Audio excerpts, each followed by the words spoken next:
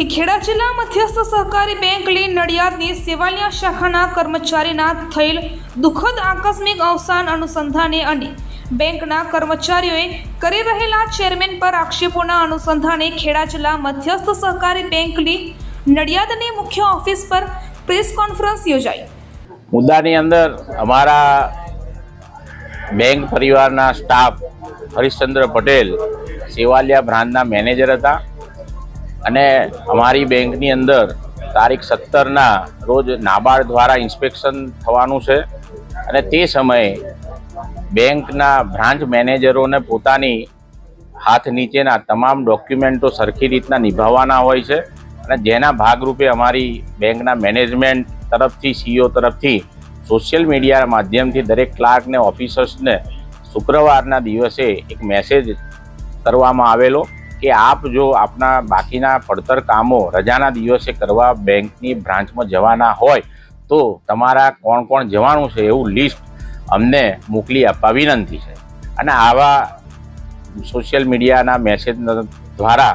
દરેક લોકો જે કોઈ પોતાની અધૂરી કામગીરી હતી તે કમ્પ્લીટ કરવા માટે જવાના હતા અને ગયા હતા। આ સમય દરમિયાન 3 વાગ્યા કે 4 વાગ્યાના સુમારે એવી ખબર પડી કે સેવાલિયાના બ્રાન્ચ મેનેજર હરીશચંદ્ર પટેલ તેમની સાથે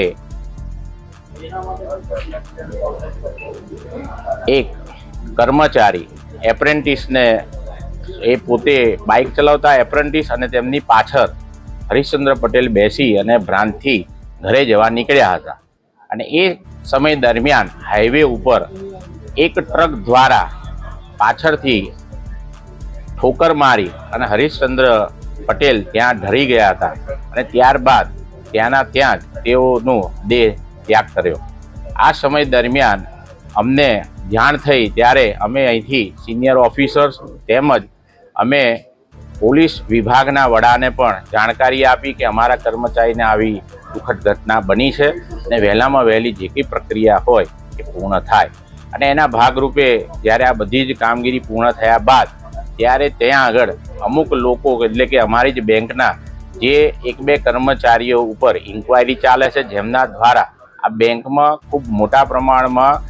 જૂના સમયની અંદર બેદરકારી દાખવીને બેંકને નુકસાન થાય તેવા કૃત્ય કરેલ હતા। તેવા લોકોએ કે આવું રજાના દિવસે અમારા કર્મચારીઓને બોલાવીને જો આવો અમારું અસર થાય તો આવા ખોટા આક્ષેપો કરી અને અમારા સિનિયર ઓફિસરોને બોલતા હતા।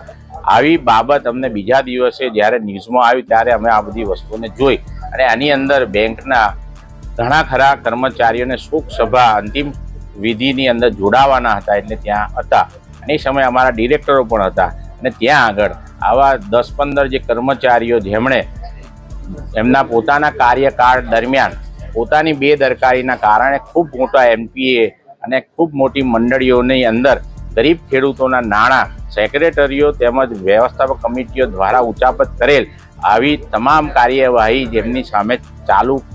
થયેલ હતી તેવા લોકોએ ઉશ્કેરાટમાં આવી અને આપણને રજાના દિવસે આ મેનેજમેન્ટ આપણી જોડે કામ લેશે અને આપણે આ ના કરવું જોઈએ, ચેરમેન હટાવોના નારા આવી રીતના અમને અમુક વિડીયોની અંદર અમુક લોકો બોલતા એ જોયા અને ત્યારબાદ અમને ખબર પડી કે આ એ જ લોકો છે જેમની ઉપર આ મેનેજમેન્ટે કાર્યવાહી ચાલુ કરેલ છે જેમનાથી કરોડો રૂપિયાનું બેંકને નુકસાન જાય તેવી પરિસ્થિતિનું નિર્માણ થયેલ હતું। જેથી આજે આ પ્રેસ નોટ બોલાય અને પ્રેસની અંદર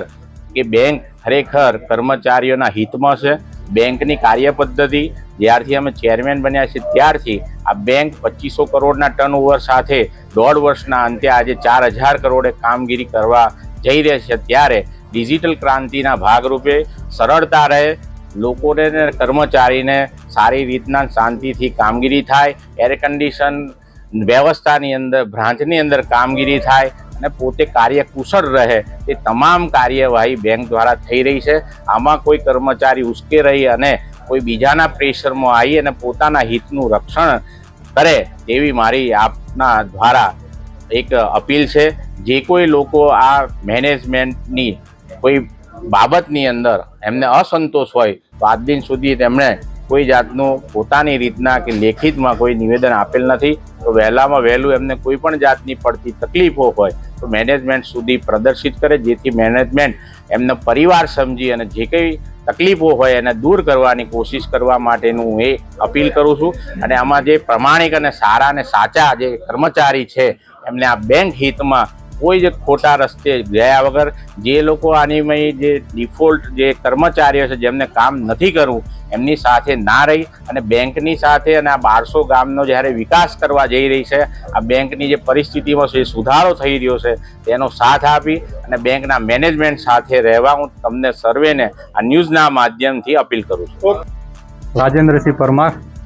વાઇસ ચેરમેન ખેડા જિલ્લા બેંક. રાજેન્દ્રસિંહભાઈ, એ બતાવો કે જે કર્મચારીઓ દ્વારા બેંકના કર્મચારીઓ છે પગાર બેંકનો લે છે અને ખાનગી જગ્યાએ એકત્ર થઈ